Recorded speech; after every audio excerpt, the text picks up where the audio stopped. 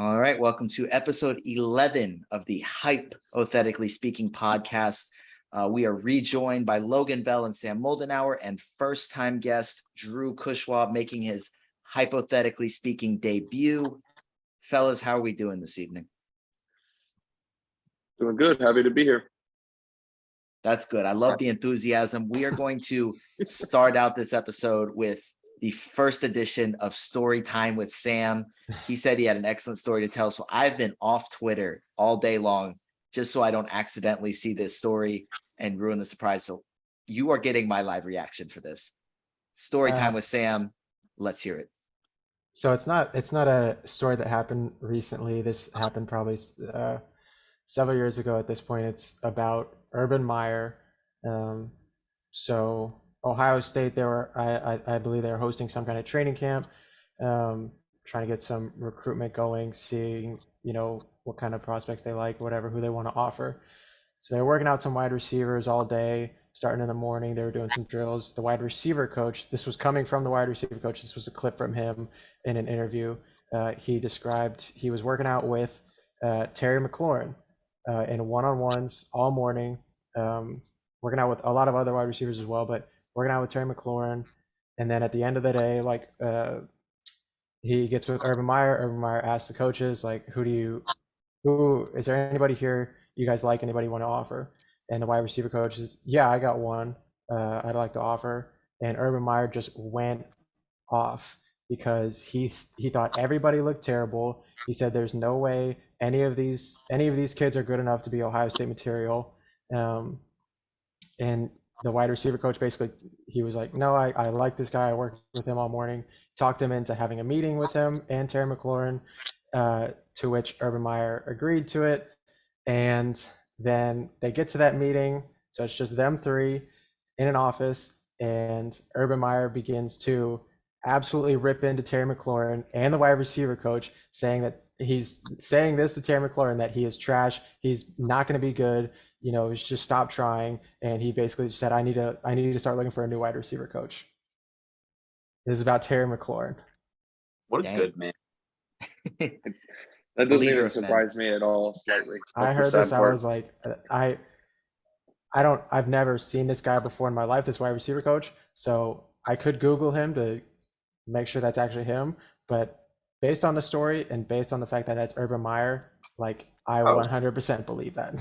Yeah. Yeah, I think the wildest part to me is, didn't Terry McLaurin still end up going to Ohio State? Yes, he still went to Ohio State. That's crazy. I would say the most surprising part to me is that he didn't try and assault Terry McLaurin. The Josh Lambo story is my favorite. Yeah, I want to hear Terry McLaurin's reasoning for why he still picked Ohio State and decided to play under Urban Meyer. That would seem like the last guy you would want to play against, or you just ripped into you. That was his plan all along. Urban Meyer was playing hard to get. It worked. Hey, it worked. Yes, it did work out. And now Terry McLaurin's in a much better situation with the Washington Commanders. Absolutely. But that was the first edition of Story Time with Sam. We're going to be looking forward to those 4 times a week. So we're going to move into some big news that happened today. The news finally came out. Deshaun Watson will be suspended for the first 6 games of the season, which means I don't have the exact schedule pulled up, but I know he'll miss games against the Jets, the Steelers, the Falcons, the Patriots, the Chargers, and I can't remember who the other team is, but then will make his debut. Is who? You say the Panthers? I did not say the Panthers. So Panthers won. Yep. Oh, wow. So the Baker Mayfield return, he will be missing, but he will make his debut against the Ravens. We probably won't speak on whether we feel the suspension is justified or not, or how long it is. We won't speak on that, but we will talk about the fantasy impact because this is the fantasy episode. Logan, we'll start with you. What are we thinking about the Browns once Deshaun Watson is back? Yeah, I mean, it's going to help. I think Amari Cooper's stock is going to go way up after week 7. I guess Jacoby Brissett will start until then, so I wouldn't want Amari Cooper in my lineup anytime to start the season. But I think it helps Nick Chubb the most. I think they're going to run the ball a lot. I know Kareem Hunt is still there, I believe, but I think they're going to lean on Chubb a lot. I mean, Cooper will still be fine, but I don't think he'll put up numbers where he's going to be drafted at. But I think all that will change week 7 for him. Drew, has Jacoby Brissett climbed into your top 12 quarterbacks for the first 6 weeks?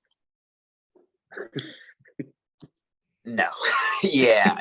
I'm not interested in any. Well, I can't say that because when he comes back, I'll be interested. I was gonna say I'm not interested in any Kevin Stefanski QBs, but I mean when he comes back, it's gonna be a valuable piece.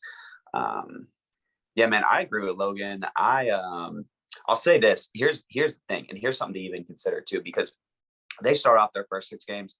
I mean, it's probably like one of the biggest breaks for them that they could very easily be like 4-2 by the time Deshaun comes back, because they're playing a bunch of crappy teams. Sorry, no, I know you're a huge Jets fan, but And you're talking to a bunch of Falcons fans too. I'm trying to lose. What you mean? I want to lose. But the plan is for y'all to lose that game. Exactly. Is for us to lose every game. But I will say that it will be interesting because, you would, because like he had touched on, you would say, hey, they're going to lean on Nick Chubb, all this kind of stuff. But also, too, naturally, you would think, hey, if Deshaun's there, they're blowing teams out. You're getting Nick Chubb for, 10, 20, 30 carries, whatever. He's getting a ton of carries late in games because they're blowing people out. Those games might be a little closer than we think. They might be throwing the ball a little bit more than we think.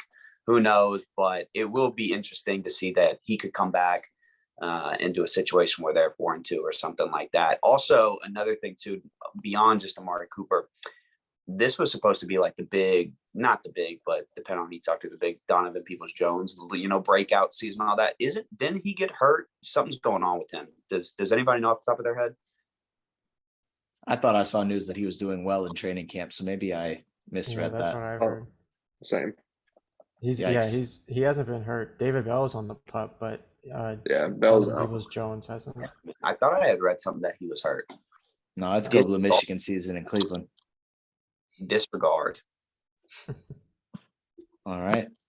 But Sam, speaking of Donovan Peoples-Jones and maybe David Bell as well, I know we're not touching any Browns players, maybe except Chubb, until Deshaun Watson returns, but are we interested in anybody else other than Amari Cooper on that team? Yeah, I think the second option at wide receiver, whoever that turns out to be, is going to be fantasy relevant, whether that's David Bell or Donovan Peoples-Jones, or by the off chance it's Anthony Schwartz. Anthony Schwartz could be that guy that plays the Will Fuller role. Also, David Njoku is there. David Njoku is there. They just gave him a big contract, so I assume they'll want to feature him as well. They also have Harrison Bryant. So I know Deshaun liked to feature some of his tight ends. They didn't have like the most experienced or talented group of tight ends in Houston, but he made some of them fantasy relevant at times. So David Njoku is still young, athletic. Some would say he's still talented. Maybe yet to reach his potential, so that's another option. So I think there are other options outside of Amari Cooper and Nick Chubb that you can invest in and still see a positive return. Yeah. I hope that Anthony Schwartz ends up being good, because I'm pretty sure I have him in our UNG league, or maybe it's a different league. I can't even think of it right now because I have so many. That is who got hurt. That is who got hurt. He hurt his knee, and that. Yeah, that's right. That's right. Something I just looked up, positive news, something along that. He is who got hurt. Gotcha. So. Well, sweet. But it doesn't look like we're going to be rostering a ton of Browns players until week 7. The other recent news is DK Metcalf and Deebo Samuel both got extended pretty good sized contracts, 3 years, about $72 million each. I want to say DK made a little bit more, but it could be the other way around. Drew, we'll start with you for this one. What are we looking at? How are those teams going to use those guys this season? You can pick one, or you can talk about both. I mean, you would assume the same, with Shanny's offense, they're going to do the same thing. I mean, I don't know why they would do anything different with Deebo, like do what you do. I guess the real question mark is going to be what's going to happen with DK. And I know that when they initially traded for Drew Lock, they were like, oh, we're really into him. But everything that I'm seeing is like Gino's taking the first team snaps and all that. So, I mean, it's like nothing gets my juices flowing from either situation. I think you're going to get a good season out of Debo. It's probably not going to be. It's hard to replicate what he did last year. He might, who knows?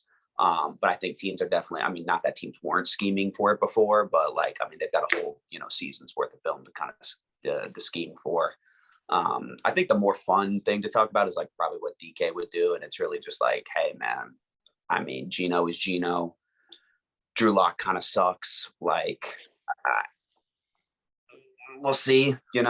Kenneth Walker's exciting. I know we're trying to talk about the receivers, but nothing there really gets me amped up. I don't know. Did anybody else have anything on that gets them juiced? See, New York Jets legend Geno Smith gets me juiced up. He did good with Geno.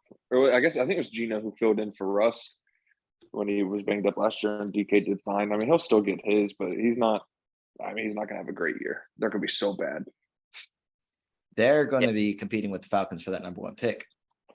They're going to be bad. Yeah, I guess that's probably the one thing that honestly is like, depending on if you're playing dynasty or redraft, is trying to see if he slips and catch line in the bottom of redraft, or investing in a dynasty position, thinking, hey, they're going to be a CJ Stroud, Bryce Young contender next year. Yeah. So it's kind of whichever way you want to play it, depending on the league. I'm interested to see sorry, no, you're all good. I was just saying, I know Debo. I think one of Debo's biggest things was he didn't really want to rush that much anymore. But they put I think it was $2 million, it might have been $3 million. They put some rushing incentives into his contract, so I'm interested to see how that will play out. Yeah. And the Seahawks should be playing from behind a good bit. So whether it's Geno or Drew Lock back there, they probably will chuck it down to DK a good bit. But we're going to go to Sam for the final word. Which one of these guys do we want in fantasy next season? I mean, you still want Debo. There is. I've talked about this before. There is some concern with Trey Lance for me. How much has he actually developed? And, how much is he going to throw the ball? Is he actually good at throwing the football? Like, is he accurate? He's not worse than Jimmy G. He's definitely got a stronger arm, but are there accuracy concerns? That's what I'm kind of worried about. And I know that right now, everything that I've heard is they want to run the football more because of his mobility. So that gives a little bit of a bump to some of the running backs. And if Debo gets used in the backfield, that could give him a bump. So I don't know. I would still take Debo. Like, it's not really too much of a decision for me, but that question mark of Trey Lance that we don't really know what we're going to get. There's that sort of doubt in there that plays a factor into it. Yeah. Well, we are now going to move to the phase of the podcast where we overreact to some training camp news. I believe that just started last week. The actual training camps did. So the first one we're going to react to, of course, with the number of Falcons fans that appear on this podcast. Drake London has shown a few different plays where he's just beat the defense. I know it's the Falcons secondary, but he's looked good so far through training camp. Sam, we'll start with you because we know you have an agenda as far as this goes. Sam, how are you feeling about Drake London's training camp so far? I'm obviously loving it. For those people that don't know, I drafted Drake London in our main dynasty league, so I'm definitely paying attention to all of the camp news surrounding him. I've watched all of the clips coming out of training camp, even the bad ones, like he got locked up by Casey Hayward in the red zone. I think it was today or either yesterday, but there's some good and there's some things he needs to work on. When he was coming out, I thought his release package definitely needed to get worked on. I feel like people that press him, like a press cornerback on him, if they're really good, they can lock him up pretty easily. So I feel like that's something that he can work on. And having Casey Hayward there that he's going up against, even AJ Terrell, that could help him out. So I'm loving the highlights, and I'm just very excited to actually see it week 1. Yeah. And Logan, we'll start with you for this, but both you and Drew are affiliated with a specific fantasy manager that doesn't seem to love Drake London's potential. Logan, are you still defending your you're the director of operations for his organization. How are you reacting to Drake London's training camp? Yeah, as his director, I will always have his back, but I couldn't disagree with him more on this one. I do love Drake London. I don't really care about training camp much. He's going up against probably one of, if not the worst defenses in the league. But I do think he's going to be very good. And I agree with Sam. I'm just ready to see him in like a real game week 1. I mean, I think he's going to have a good year. It's not going to be as good as it would be if he had a real quarterback, but he's going to have a good year. But I don't put too much into training camp. I mean, you just don't know. Like, our defense is so bad. I mean, you just don't know. But it's good to hear positive things coming out of there. I still think he's going to be like really, really good for us as we hopefully turn the corner in a year or two. Drew, are you just planning on Bryce Young or CJ Stroud being his quarterback and that helping him out a lot? Amen, brother. Gonna say that myself, man. I mean, I am full tank. In fact, I would be willing to sign a contract for $0 to go out there and play quarterback to ensure that we lose every single game. Same. Even Yeah, at man. the risk of your own life. Sure, kill me, man. Like, I not care. It is, and not only I that, agree. if we start the season 0-6, 0-8, week 10, week 11 roll around, tickets are going to be like $25. I'll go to some games, all that. Yeah, man, I'm full tank mode. And on the Drake London piece, though, in some seriousness, I mean, I agree with both Sam and Logan on that. I mean, I think with it, I loved him coming out. I had him on my personal board, number 3, just behind Garrett Wilson. As far as total players, he was number 2 receiver. And the only reason is he is a little bit more on the raw side, but I like that because he is a basketball player. I don't know. I think I had read somewhere too that was his primary sport growing up. And I don't think he started playing football until like late middle school, early high school, which I love. He's physical, stacks well, he runs good routes. And I agree with Sam. He does have a fairly good release as long as he's not getting pressed. When he gets pressed, he doesn't have a whole lot of moves out of it. He doesn't seem to work super well. But if nobody's getting hands on him, I mean, he's got a great release. And can y'all hear me? Okay, Yeah. Cool. I thought my phone was about to die. So yeah, man, super excited about him. I love him. I mean, the duo, him and Kyle Pitts too. I mean, 2 big bodies, physical, fat, strong.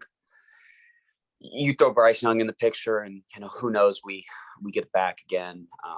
Yeah, I'm excited for the future for sure. But the next season, it's going to be tough. Yeah, we get Bryce But, Young, hey, and we then we own get the ball Calvin Ridley back. Yeah, so bring Calvin Ridley back. We're all good. Yeah, then you guys just need to draft a quarterback next season, get a running back And and an offensive line, and get a offensive defense, and you line, guys are a good. whole defense. I will Yeah. say, out of anybody in the NFC South, like once Brady retires, I think we are set up for the best window, because right now Brady's not going anywhere, the Bucs aren't going anywhere, so they're going to be good. They're obviously going to win the division. There's fluctuation in New Orleans. Are they going to stick with Jameis? Where's that quarterback situation heading? They have some decent weapons. Michael Thomas is getting old, though. Jarvis Landry's also getting old. Kamara, running back, getting old. Their offensive line is deteriorating. They're going to have to pay a lot of people. The Panthers can not figure out their quarterback situation. So I like the Falcons' futures. I think we are set up in a really good spot considering the division that we're in. Like, once Brady's out and we get a quarterback in this upcoming draft, I think we really could be set. Except for the fact that Kyle Pitts said y'all are winning the Super Bowl this year. I did say that. It's true. So book it. Wait, did you say that? Kyle He Pitts said said that. Yeah. The Super He Bowl tweeted. is the 101 for us. No, I think it was an interview like after training camp. Like, he said that. He's got to say that, though. Yeah, I mean, like, no. If he Yeah. said, no, we're picking top 5, like, obviously he can't say that, but That would be awesome. I don't know. We might want to check him for CTE because that's a ridiculous take. Yeah, I mean, it's the Florida education probably, but Um, but Drew, actually, for this next one, I know you have a little bit of personal stake in this one now.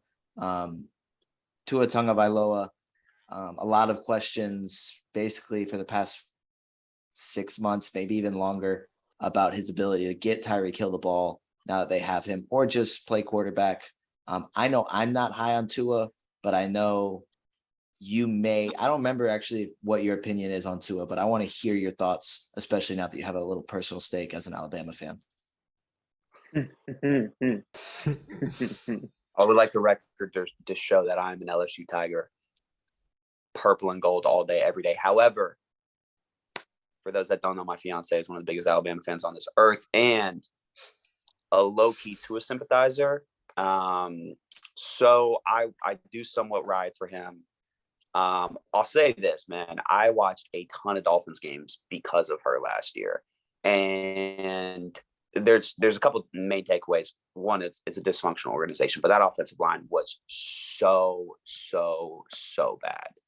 And they didn't. I mean, and you could see it. I mean, they didn't have a ton of offensive weapons. Jalen Waddle was good, but like I don't have the numbers in front of me, but he was like last in the league, or like not last, but towards the bottom in like air yards per attempt. Like they weren't able to throw the ball downfield. They were just setting up for screens, all this kind of stuff. You know, getting Teron Armstead. They signed Sam Connor Hill probably Williams. helped that. Connor Williams, yep, that's center. They got a He's a couple guard pieces. / tackle. Yeah. So with that, PFF I'm also a huge Mike McDaniel fan too. So that's another thing that gets me excited. Is I'm a huge fan of his. Excited to see what he's going to be able to bring. I'm excited for him, man. I think that he gets a lot of unnecessary hate, if we're being honest. If you look strictly at the numbers, like his numbers aren't that bad. Like they're not spectacular, but like he's like 13-8 or something as a starter. Like he threw for like 2,500 yards last year, which is not phenomenal, but like with the offensive line, with the injuries, all this kind of stuff, like with them being able to add another weapon like Tyreek, to add a couple pieces on the offensive line, to bring in, not that Brian Flores was a good coach, which was ridiculous, he got fired, but to bring in all that they brought in, man, I am very excited. From a fantasy perspective, I mean, definitely expect Tyreek to not have the same value or Jalen Waddle, but probably I would say comparable. I don't think it's going to be a drastic drop off for either of them. And I really think the other thing too, though, is this will be his third year. And this is definitely the season where it's kind of like the Jalen Hurts situation almost. Jalen Hurts gets a little bit leash because it the same amount Tua's had, but if Tua plays all 6 or 17 games and sucks, it's going to be time to look to move on. So this is going to be like an exciting year to see, hey, is he the guy or is he not the guy? And like, there's no excuses, point blank. Yeah. But Logan, Tyreek Hill said this is the most accurate quarterback that he's ever played with, or at least more accurate than Patrick Mahomes. What do you think about, I guess, Tua as a fantasy option, but also how he impacts Tyreek Hill and Jalen Waddle, building off of what you said? Yeah, no, I mean, I think he just has to say that. I don't think he goes to bed at night and believes that. I think the Dolphins are going to be a really good team. I think they're a quarterback away. Like that's how I feel about them. I think they're a quarterback away. I don't believe in Tua at all. I won't go into too much, but there's another segment we're going to do towards the end that I'll talk about Tyreek Hill. But I think there's going to be I want to say a big drop off, but where Tyreek Hill is getting drafted at, he should not be. I just don't see it working out. I think they're a quarterback away. They've got a good team. I think they're missing their guy. And I could be wrong. I mean, hopefully I am. I don't hate Tua for any reason. Like, hopefully he does do great, but I just don't think he will. I think you actually do have a decent reason to hate Tua, and because of his throw to Devontae Smith. But I would argue that's when he peaked as a football player. Yeah, we're all good. That don't hurt no more. We're all good. Yeah, actually, we made up for it. That's true. But Sam, how are you feeling about Tua and the Dolphins offense with new head coach and a new system? Yeah, I really like the new system that's come in. Like Drew said, I like Mike McDaniel's. I think that system is going to be pretty good for them. Just speaking on Tua, there's still a lot of question marks with him. They ran by far the most RPO plays than any other team. So his average depth of target was very low. There's not a lot of difficulty with his throws that he's made. Maybe that's from a different system. That's just how they wanted to do it. That's how they found success. This is how we can move the ball down the field. I don't know if the training camp videos are any indication. That sounds like it could be changing. Maybe they're going for a more vertical threat. But I mean, at this point, all we have to go on is what Tua has done for the first 2 years. So it's probably one of the more interesting storylines in the NFL is how Tua, and not only Tua, but also like Tyreek, and how the Dolphins are going to pair Tua and Tyreek and Jalen Waddle all together with that speed. You know, how are they going to? What's their offensive game plan? How is the play calling going to go? I think it's really going to be interesting to see how this offense develops. So I still have my opinions that the Jets take enough of a step forward that they finish above them. I still think the Patriots are going to finish last in that division.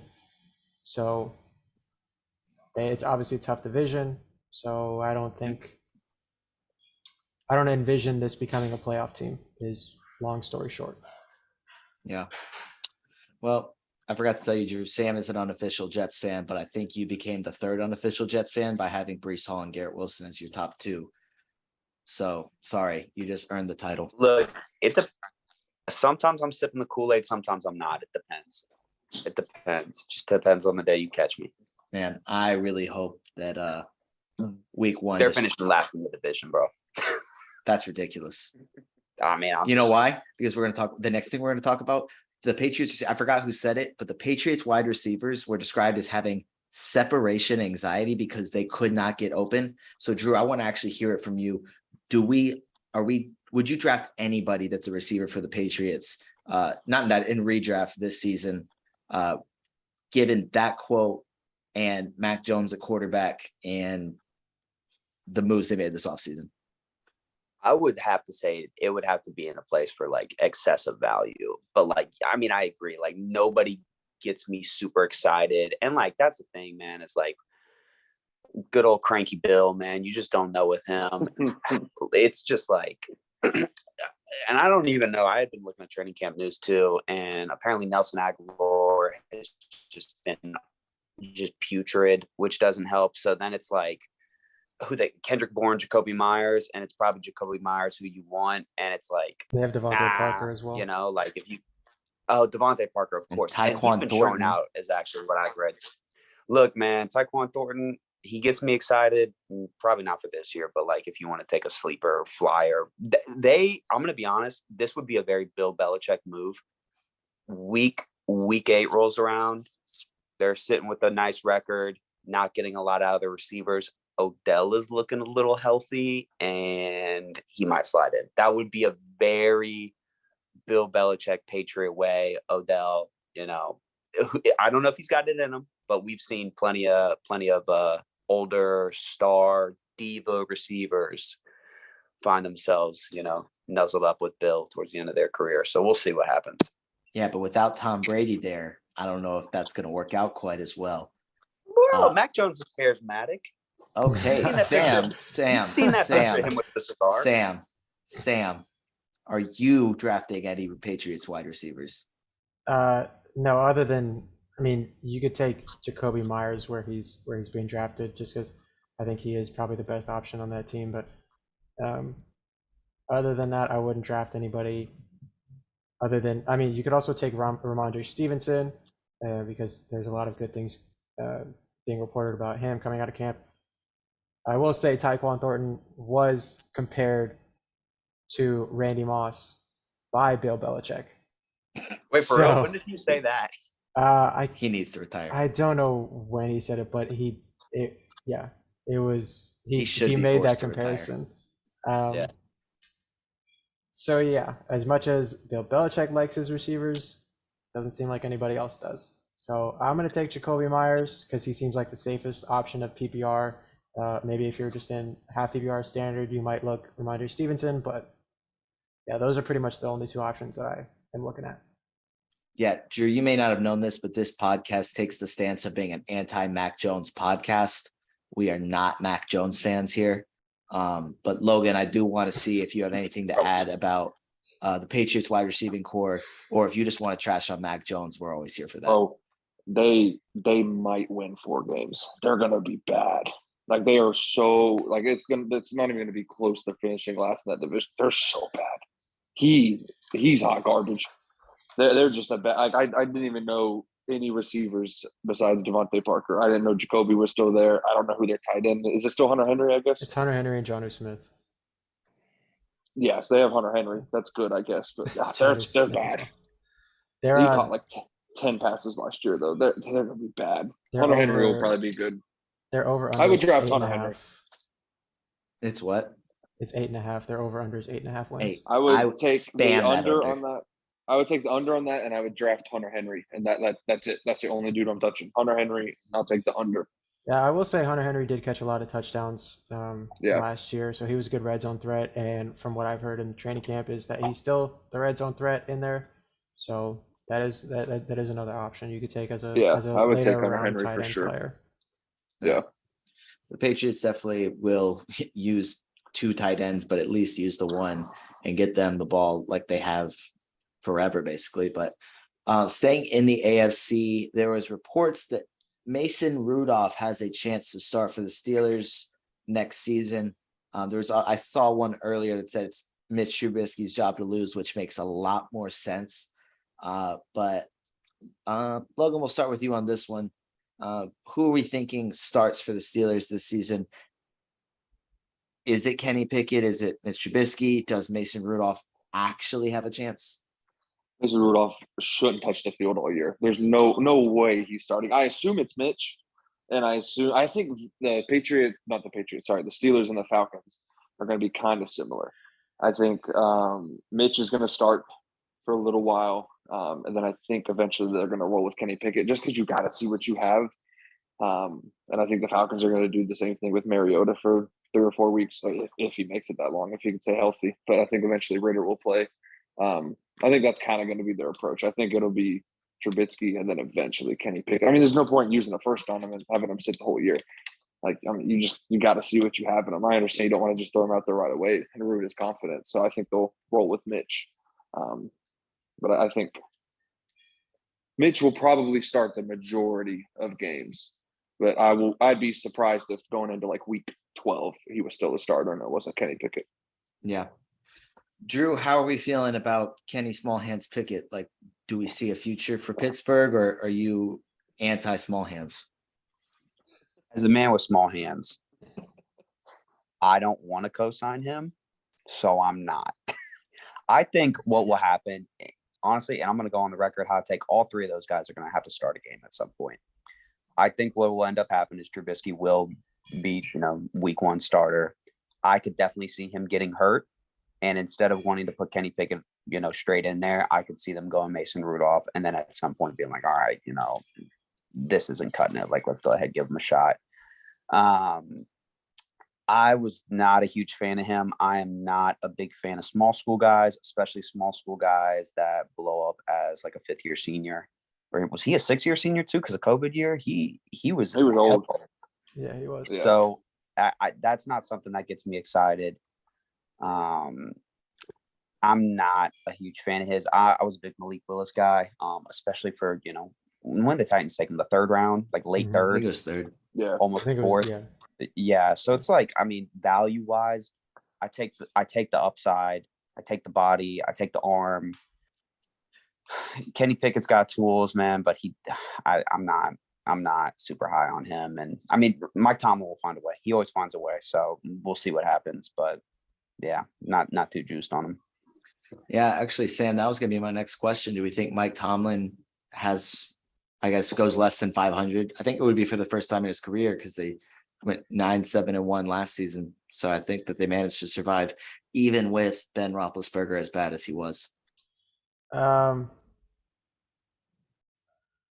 mean, everything that Mike Tomlin has showed us is that he can overcome a lot of adversity. Like you talked about, he finished 9-7-1. If that was the record last year, with basically a half dead Ben Roethlisberger throwing the football. He probably had a lower average depth of target than Tua did. which is unbelievable. And yet they threw the ball one of the most in the league. So their win total right now is sitting at 7.5. So that would give them a losing season for the first time under Mike Tomlin. And Trubisky has never had a fully healthy season. So honestly, I think they start losing. I think if they go anywhere from like 1-4 or 1-5 in their first 5 or 6 games, they'll probably it could be even earlier than that. They'll probably just start throwing out Kenny Pickett, just because, I mean, what do they have to lose if they're already starting out like behind the 8 ball? So yeah, I think Kenny Pickett will probably start majority of the games. Yeah. It'll definitely be interesting to see how that plays out for Tomlin, because he hasn't had a losing record, but it's hard to say, even with Mitch Trubisky in the career he's had, it's hard to say that he's not better than the Ben Roethlisberger we saw last season. So it's pretty much an upgraded quarterback. Bro. Which is, Mitch Trubisky was a Pro Bowler. Put some respect on the man's name. No, He was a my Pro Bowler. apologies. Come on. my 3,000 apologies. yards, 24 touchdowns, and 12 picks. Come Mac on. Jones was also a Pro Bowler, I think. Yeah. I'm playing. He had a QBR of 71 in his Pro Bowl season. I'll say That's this, though. insane. The one good thing going for Mr. Trubisky is he sometimes looks like a Teddy Graham, and Teddy Grahams are delicious. So, Oh my. you know, Are you There's some discovering value something about for it. yourself right now, or? I like that. it's been a minute since I've had a Teddy Graham, but I might start. I like it. All right, let's wrap He up. also has the best receiver in the league too, by the way. No bias. Yeah, I will Oh. say their wide receiver core has been showing out in Shout training out George camp. Pickens. George Pickens has been making a lot of plays in training camp. George Pickens. So I like their weapons. Deontay will probably eventually be gone. I think they've Oh, yeah. openly They might- said that. They might But trade him this year just to I get something. heard a report a standing offer for Deontay Johnson for a second to Dallas at one point. I think this might have been pre-draft, but obviously that didn't end up happening. But yeah, Deontay, from everything that I've heard, and it seems like it makes sense, he's probably out the door whenever his contract is up. So I like their weapons. Najee Harris good. Their secondary could use some help, but the quarterback situation is obviously the biggest question mark. Yeah. Well, we'll see if they're bad enough to be able to address that in the draft. But we'll wrap up training camp talk with the Eagles passing offense. Drew, we'll start with you on this. What have you kind of read and seen as far as Jalen Hurts, even with new wide receiver AJ Brown? Yeah, man. I mean, it's just been the same old stuff with him. Just struggling with mechanics, not making throws that he needs to make. I and they'll do the 7-on-7s or the live scrimmages, and they'll the reporters will be tweeting everything out. And every time I see it, he's hitting people like it's always around a 50% clip. So, and he's just he's missing throws. And I think I touched on it earlier that it's tough. He's got a little bit of a longer leash because he hasn't had the same amount of snaps that Tua has had. But all the pieces are there for that offense to be phenomenal, from tight end, receiver, running back, especially with the tandem of Devontae and now AJ Brown. You would expect great things. So we'll see. He's talented quarterback, man. He was great at Alabama, great at Oklahoma, had flashes during the season, and then, just struggled with inconsistency. So we'll see what he can do. I personally, what I've seen too is that, and again, this is training camp, but we're overreacting, is Dallas Goedert. Every time that I see those lines, he's always getting the majority of the targets. Him and AJ Brown are kind of up there. Devontae is the one that's not getting the same level of targets that they've gotten. Again, in these little scrimmages, as well as, they are both catching way more balls. I had seen one the other day where out of 11 targets, Dallas Goedert caught 10 of them. AJ Brown was 5 for 8, and then maybe 6 for 8, and then Devontae was 3 for 9 or something around there. So we'll see. It's definitely a year where that offense should be good. So we'll just see what he's got. Yeah. There was a report from this afternoon that said the Eagles had not had a passing touchdown on the first team offense in the last 3 practices Sam, are we trashing CJ's MVP pick at this point?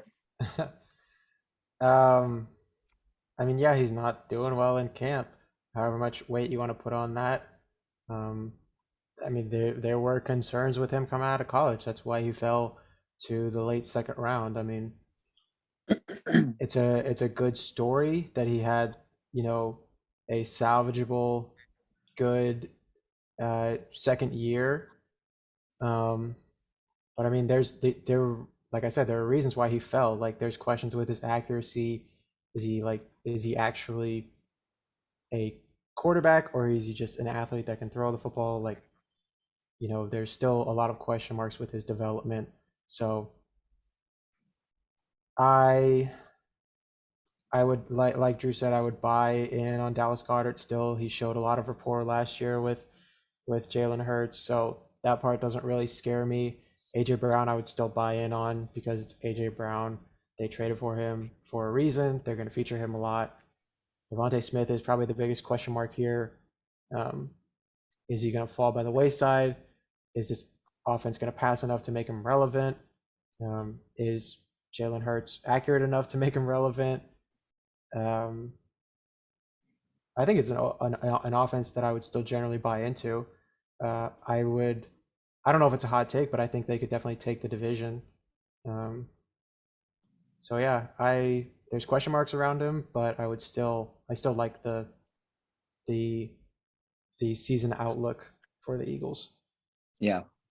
Logan, AJ Brown got traded to the Eagles this offseason. We don't even care about everybody else. We care about AJ Brown. Logan That's and our I guy. made ourselves AJ Brown fans when we drafted him with our first round pick in the 2-manager league. Logan, how are we feeling about AJ Brown this season?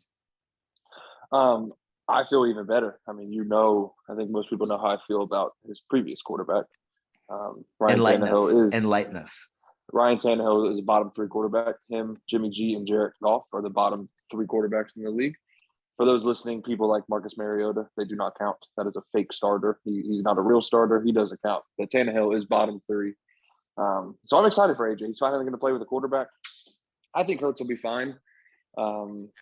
He's not going to win the MVP, like CJ said, but I think he'll be good. I'm not like sold on him necessarily, but I don't. It's the system's set up for him to be good. Like I'm not going to say it's fail proof, but I think he's going to be fine. I agree that AJ Brown and Goddard are definitely the 2 people to own. I wouldn't necessarily, especially like a redraft, I wouldn't worry too much about Smith. I think those are the 2 players to own. But I kind of agree with Sam. I mean, you know, my Giants, Noah, I think they have a good chance to win the division, but I think the Eagles will be up there as well. But it's also not fair to Jalen Hurts because he's got some good rookies on that defense on the other side that he's going up against every day, and that's making it a little bit difficult for him too. Man, I can't believe you just said the Giants take on a podcast. That was it's recorded now. Referencing. It's recorded now. Like anybody can just go see this at any point. Yeah, they're a bubble playoff team. Yeah. Oh my gosh. All right. Well, maybe CJ's pick of the Eagles making the Super Bowl will still be on par, but it looks like we're pretty much out on him winning MVP. Sorry, CJ is not here to defend himself for that. But the last portion of this, we're going to move into naming some guys that are ranked too high and too low, as far as I guess their ADP or just their Fantasy Pros single season ranking. Drew seemed to want to make this into a fun activity. So we're going to start out with him, and then you're going to hear our live reactions to Drew's activity. Yeah, so both of these guys I have strong emotions for in both Dynasty and Redraft. So I'm just going to give you a blind player comparison, and I would love to hear everybody's thoughts for a Redraft specifically, kind of what you're thinking. So, and if you can guess them, which, you know, you guys might be able to, extra points to you, but both sophomore receivers. Okay, so let's discuss that. One of them is the clear number 2 on his team. The other guy, it really depends on what you personally believe. So it kind of depends on who you're talking to. So I'll give you player A. Rookie season, 52 catches, 850 yards, 3 touchdowns. It's player A. Rookie season does that. Sophomore year, not as good. 38 catches, 467 yards, no touchdowns. Player B. Give me 1 second. So this is third year receivers. Yep, they're going to be third year Okay, receivers. gotcha. Juniors, if you may. This receiver, freshman year, rookie, 35 catches, hair under 600 yards, 599 to be exact, 7 touchdowns. Sophomore year, 35 catches, 549 yards, 6 touchdowns. Again, I'm not going to give you any more details than that. With those, would you guys prefer player A, player B? And if you have a guess, I'd love to hear if you guys know who that is. You may. Man, I feel like this could be wrong. I feel like player A is Jerry Judy. I just hear 0 touchdowns. They're going into their third year. Yeah. Going into their third year. Okay, yeah. Yeah, probably one of them is Jerry Judy. Bro, give me player A, bro. He's hungry. He didn't do anything last year. Give me player A. That man's got to prove it. I'm trying to to get a true sophomore slump. Okay. It's bounce back time. You run Give me through player the A. stats one more time. Yep, I got you. Player A, rookie, went 52, 856, 3 touchdowns. As a sophomore last year, 467 or 38 catches, 467 yards, 0 touchdowns. I don't even know if Jerry Judy had that many catches and yards. He may have had less than that. Player B, rookie season, 35 catches, 599 yards, 7 touchdowns. Sophomore season last year, 35 catches again, 549 yards, 6 touchdowns. And again, one of these guys is the clear number 2 in his offense. The other one is, it depends on who you ask. Would Judy could be, depend on who you ask for sure. I was gonna say, is B Chase Claypool? So I'll go ahead and let you guys know. Do you have a guess? You said for player A, you guys think it's Jerry Judy. For player B, do you guys have a guess? Claypool, I think B is Claypool, but Claypool Yeah, cooked yeah. there for a little bit rookie year. I'll stick with Judy, but yeah, Judy and Claypool. So it is player A is Jerry Judy. Now, also, if we look at last year, he only had 467 yards. He was hurt half the time. Yeah. And had Drew Lock. And again, arguably, if you think Cortland Sutton's the guy or you think it's Jerry Judy, player B is Gabe Davis. I had wondered if it was him, but I thought he shoot. scored some last year. In redraft on Fantasy Pros, they are literally next to each other. They have Gabriel Davis above Jerry Judy. I think That's crazy. it is absolutely insane. Yeah. I am a numbers guy, but I'm also a film guy. And if you talk to anybody, any franchise will tell you, you got to do both. You might do a little more, one or the other. Anybody that's ever watched football in their life or played, if you think Gabriel Davis is a better receiver than Jerry Judy, you are smoking crack. Right. Yeah. Jerry Judy is going to go off next year, especially with Russell Wilson. To take Gabriel Davis in front of Jerry Judy is preposterous to me. So Judy's a clear number 1 in my mind. Yeah. That's crazy. Dang. Clear number 1 wide receiver. Yeah, that's nuts. That was a fun game. And so that's the thing too that makes me mad too, because like Gabe Davis, I mean, he had one great game. That's just the fact. I do like Gabe Davis. That was fun. But that's why people are juiced on him. Like that's other than that, like it's insane. The Gabe Davis hype train is insane. Samuel, you're being a little quiet over there. He probably likes Cortland Sutton. No, I definitely. He's trying to build an argument. I know he is. I was trying to follow the stats because I was trying to. He's fact checking you, Drew. I was trying That's what he's doing. It was a little more difficult for me to follow the stats, but I definitely like Cortland Sutton. There's probably some bias there. There's some bias there, but I like Cortland Sutton. I still think he is. I mean, in that offense, I can agree. There's not really the way they probably might run the offense is probably not a defined number 1 receiver and number 2. But I still think between the two, I'd rather have Cortland Sutton from what I've seen. And then, yeah, I was actually going to bring up Gabe Davis as one of my players to talk about next. So, But kinda were you stole that a gonna little bit. were you gonna talk about him as ranked too high or too low? Ranked too high. So Okay, because kinda- that would have been kinda stole my really thing. hype. I was gonna come after you, Sam. I stole my thing. I mean, it's absolutely ridiculous the hype that he's getting, man. I mean, if I can find somebody that would trade me Gabe Davis straight up for Jerry Jeudy every single time, and I need to find somebody that I can bet money to about their fantasy points or whatever it may be, because I'll put the house on it. I'll put somebody's house on it. It doesn't have to be mine. I'm in the same shoes as you, but I think Davis might have a decent year though. I mean, It's just like let me. he's in a good offense. let me- That's true. Judy's way better though. Yeah, Judy's Like- way better. While I can agree, like he's being drafted too high, but let me lay out why there's so much hype around him. I'm sure you already know this, but let me just lay it out. Being attached to Josh Allen, that's obviously a plus. Outside of Stephon Diggs, he's the longest tenured wide receiver in that system. Coming into his third year, he did show promise it was one game, but it was a playoff game. Showed promise in that. He is a pretty good route runner. Has shown a propensity to get in the end zone over the first 2 years. Consistent with his numbers. So being in that pass happy offense with Josh Allen as your quarterback, pretty much the clear number 2, like you said. I don't think Jamison Crowder or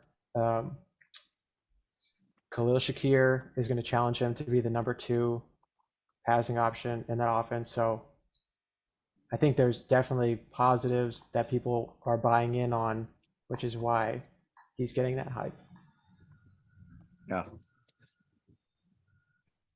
Love that. Love But the do you Gabe want me Davis to- hype. Do you want Yeah, me to man, do my 2? Just I keep know- it flowing. Logan, do you want to do your 2? I know you're on a little bit of time crunch. No, because I think after me we're done, so I can kind of do my quick. Go for it. All right, so my 2, like I said, being drafted too high, I have Gabriel Davis. For a lot of the reasons that Drew mentioned, there is a very limited sample size of him having success in the NFL. First 2 years are pretty much identical with him, 35 receptions, almost 600 yards in each season, 7 touchdowns first season, 6 in the second. So hasn't shown much progression in the same offense, and yet he's being drafted as, I believe, a high-end wide receiver 3. And there's other guys, but like he's being drafted above Michael Thomas, which, say what you want about Michael Thomas coming back No, from an that's- injury. Michael Thomas bad. That's a good pick. Say what you want about Michael Thomas and coming back from his injury, like he still at one point led the league in receptions and yards and all that. Like he balled out. We all know he's talented. Coming back from an injury, I would probably in a redraft league, I might be more willing to invest in someone like Michael Thomas than I would the hopes of Gabe Davis. So I think he's getting drafted too high. The person I have getting drafted too low is Chase Edmonds. He's being drafted as, I think, a high-end RB4. So Sam, sorry to interrupt you. Could you, because I know you did the research, who are some other backs that are getting drafted around by him too? If you could include those, just because I'm curious. Let me pull it up really quick. Because I definitely did not look into his number, but again, I'm on that Mike McDaniel hype. So yeah, but he rotates backs a lot. Yeah, Yeah, there's and like I was- 14 running backs there. Yep, and Yeah. I was gonna get into that. Yeah. So the reasoning, I'll just get into the reasoning while it's pulling up. But the reasoning why I like Chase Edmonds more than or higher than where he's getting drafted is because they brought in 3 new running backs in one offseason. NFL teams, like sometimes they don't even bring in one back in an offseason. They brought in 3. So it's clear they want a whole new system in there. He got paid the most. So if you follow the money, which typically that works out in the NFL, he's going to get the most amount of usage in that backfield. So they have a different system, a little bit different system than San Francisco, where Mike McDaniel is coming from. Outside zone scheme, which fits better for Chase Edmonds and his usage on top of the passing game work. The other two running backs they brought in were Raheem Mostert and Sony Michel. Between the two of them, they have, I believe, 10 or 11 years of NFL experience and don't even have 100 catches combined. So I would lean that Chase Edmonds is going to get that passing down work. I agree that it's going to be more of a running back by committee than a lot of other NFL teams, but if I had to bet on one back to lead that team in carries and receptions and everything, I would bet on Chase Edmonds. And the people that he's getting drafted around, so he's getting drafted one spot behind Damian Harris, who I would not touch at all. Yeah. Damian Harris had so much touchdown dependency. I believe it was 7 or 8% of his fantasy points came from touchdowns, which the league average is about 4%. So he almost doubled that. So that's going to come down on top of Ramondre Stevenson getting better and getting a lot of reports in camp that he's the clear lead back. He's getting drafted behind Antonio Gibson, who I love Antonio Gibson, but between those two, I would probably rather have Chase Edmonds on my fantasy team. Drafted behind Miles Sanders. I believe in Chase Edmonds' talent more than I believe in Miles Sanders at this point.